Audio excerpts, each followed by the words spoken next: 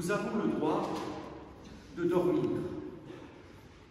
Je crois qu'il est bon de le préciser face à un texte qui nous dit aussi souvent de veiller.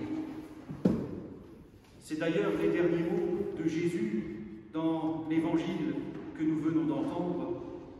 Ce que je vous dis là, je vous le dis à tous, veillez. Certains chercheurs pensent d'ailleurs qu'à l'origine, l'évangile selon Marc s'arrêtait là. Et cet appel à la veille que Jésus adresse à tous serait la conclusion de la forme première de l'évangile selon Marc.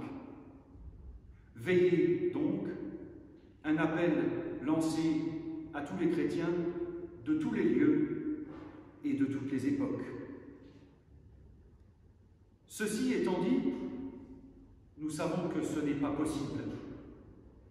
Nous savons à quel point il est épuisant, voire destructeur, de passer son temps en éveil et à penser aux moindres détails. C'est pour ça qu'il est rassurant de préciser d'emblée que nous avons le droit de dormir, et d'un sommeil qui plus est réparateur. D'autant plus réparateur que ce sommeil se sera habité, porté et ouvert. On dit bien dormir du sommeil du juste. Jésus appelle ses auditeurs à être attentifs à ce qui se passe, à être ouverts aux questions de leur temps et aux inquiétudes de leur époque. Ouverts aussi aux possibilités de changement et de renouveau.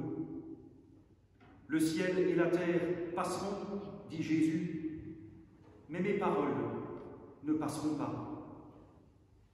Il ne faudrait cependant pas tomber dans le catastrophisme et nous faire les chantres de l'Apocalypse ou de la destruction.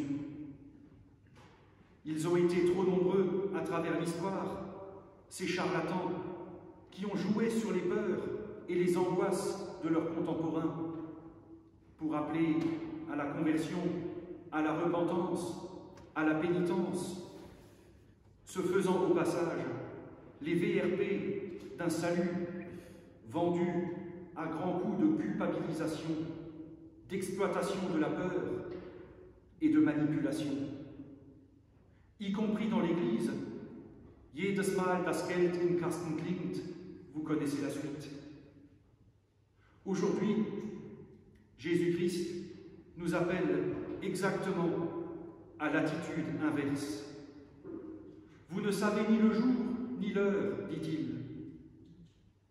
On pourrait dire, de façon un peu caustique, qu'avec les questions liées au réchauffement climatique ou la menace nucléaire que font poser messieurs Poutine et Kim Jong-un, ne pas savoir le jour et l'heure est plutôt rassurant.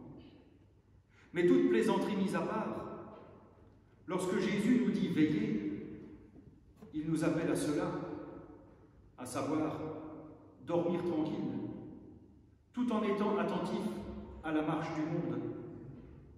Un sacré paradoxe, me direz-vous, et c'est bien vrai.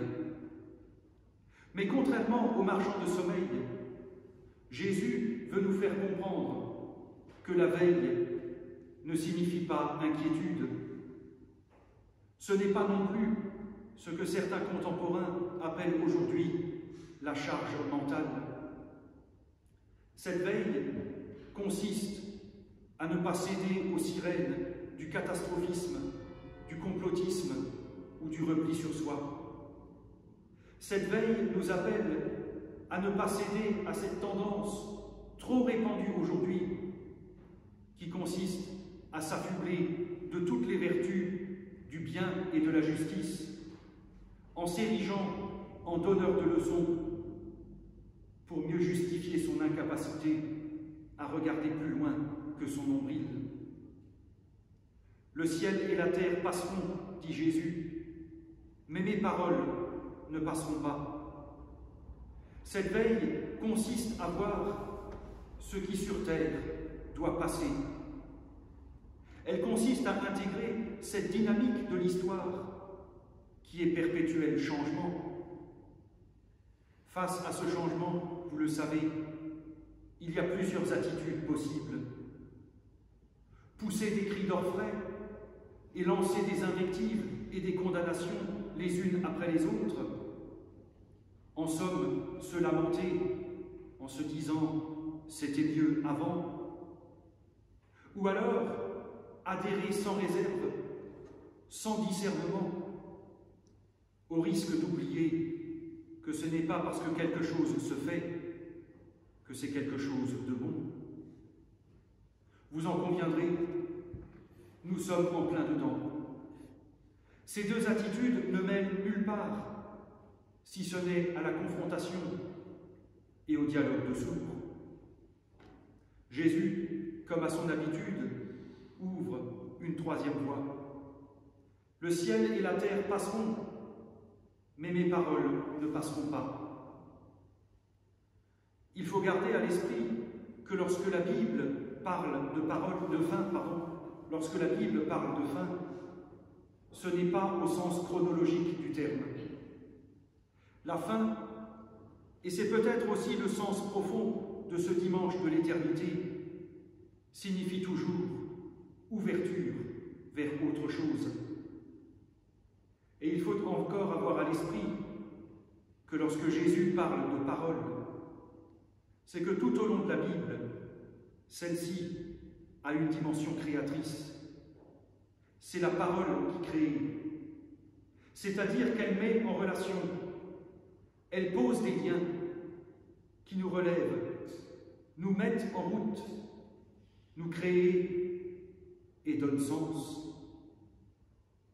Le ciel et la terre passeront, mais mes paroles ne passeront pas. Dans la veille, le Christ nous appelle à rester attentifs à sa parole et par conséquent à la discerner dans les changements, y voir ce qui construit et ce qui permet la vie.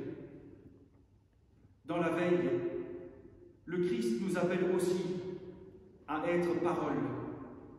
Si l'Évangile dit que la parole s'est faite chair, dans la veille, il faut que la chair se fasse parole, qu'elle se fasse lieu de création pour soi et pour les autres. Dans cette veille, nous avons le droit de dormir, mais que nous dormions ou que nous soyons éveillés, nous sommes habités et portés par la parole du Christ. Nous sommes signes que nous sommes dans la main de Dieu qui veut faire toutes choses nouvelles. Le texte nous dit que nous sommes libres de nos vies, mais cette liberté nous rend responsables. Dans la veille, nous sommes appelés à éveiller les consciences de ce monde, un monde qui ne doit pas céder aux sirènes de la faim, mais qui doit se savoir appelé au renouvellement et devenir acteur de ce renouvellement. Amen.